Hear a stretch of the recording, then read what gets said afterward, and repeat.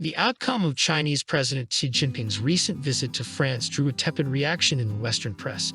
The authoritative Reuters news agency notes that the Chinese leader never made major concessions on either trade or foreign policy, despite pressure from French President Emmanuel Macron on market access and resolving the conflict in Ukraine. The tour was Xi Jinping's first visit to Europe in 5 years, unless you count his recent trip to Russia in March 2023. In addition to France, he also visited Serbia and Hungary, countries that symbolize different aspects of China's foreign policy.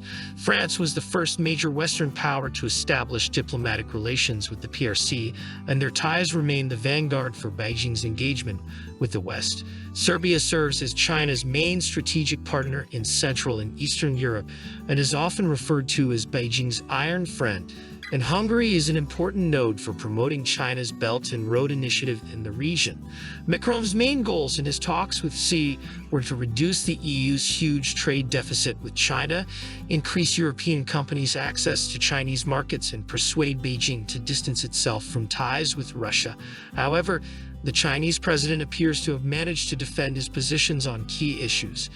He parried accusations of unfair competition from Chinese electric car makers, saying there was no excess capacity. Xi also did not give a clear answer to calls for greater access to PRC markets. And on Russia, Beijing reiterated that it would not allow third countries to comment on the issue. According to experts, the Chinese leader showed goodwill but made no significant concessions, coming out the winner of the visit and reinforcing his image as a ruler whom Western politicians are calling on to solve their problems. The two sides have concluded a number of agreements in energy, finance, and transportation, but most of them are still declaratory. It is significant for Beijing that Paris was chosen as the first stop of the visit, signaling an attempt to drive a wedge between the EU and the US ahead of the possible return to the White House of Donald Trump, who is critical of both Europe and China. Beijing is hoping to get Europe on its side in confronting American hegemony. The main disappointment for the West, however, has been the Ukraine issue.